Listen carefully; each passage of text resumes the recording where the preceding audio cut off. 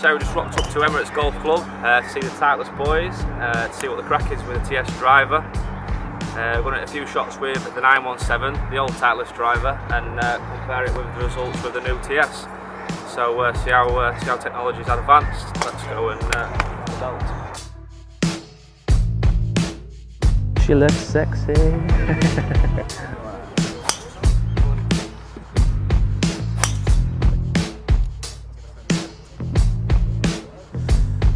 Right, TS3.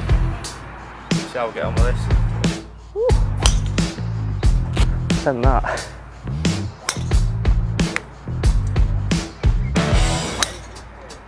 It just comes out so hot compared to the 917. Absolutely smoked it. Let's have a look at these numbers then.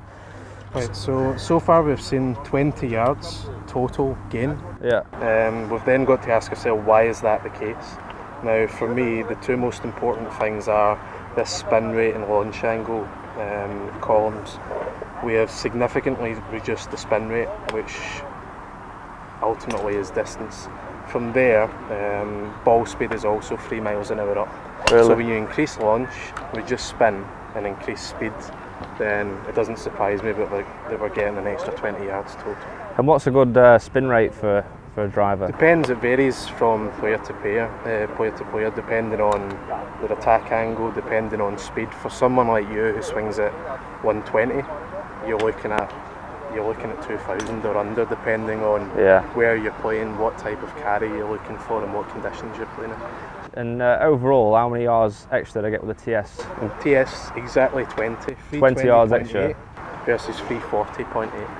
And my bad shot with the TS, how was that? Your worst shot with the TS was 334.3, which is 14 yards further than your average with 917, which is quite staggering. That's good. So yeah, look at the numbers.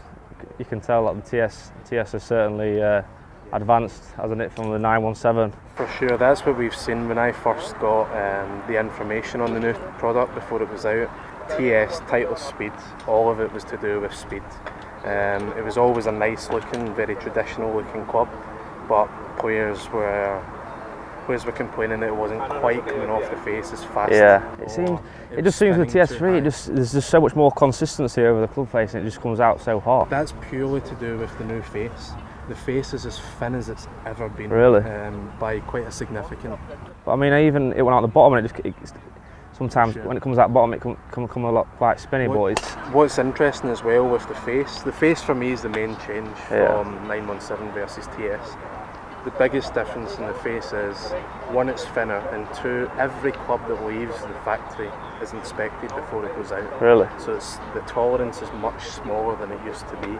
So now everyone is inspected before they go out, which, as far as I'm aware, is the only manufacturer that is doing that. Right, and that's okay. why you're seeing.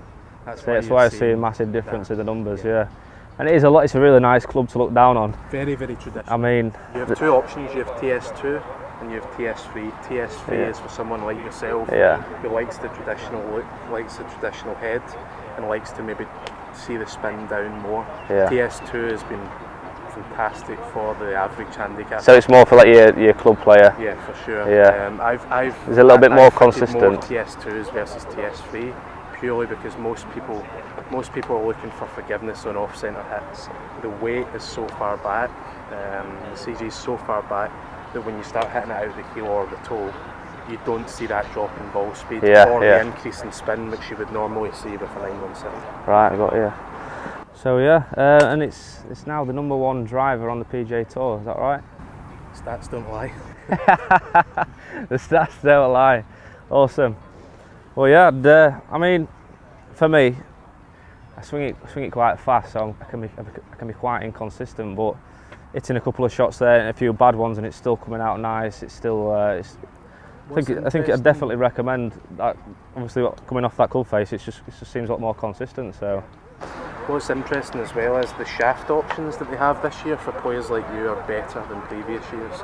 When you have your Project X Evenflow and you have a Hazardous as well, both of them are really low launch and low spinning shafts, which in previous years I don't think they quite got it. These two you would be looking at aftermarket shafts beforehand, whereas now you can just come in and get fitted for the standard product, Yeah. and it performs just as good as this aftermarket stuff.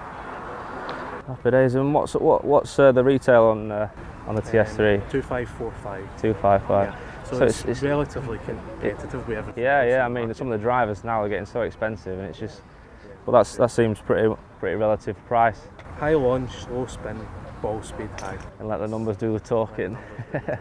And Justin Thomas, obviously, there's a few of them that got it in the bag, and I didn't know if it was just like a thing, like a contract with Titleist, but I mean, look at the numbers. It's no chance. We've just done it there. We've used Yeah. a very similar shaft, very similar profile of head, and the ball speed is up, the spin's down, the launch is up. Yeah. You can't Can't complain with the numbers. Yeah.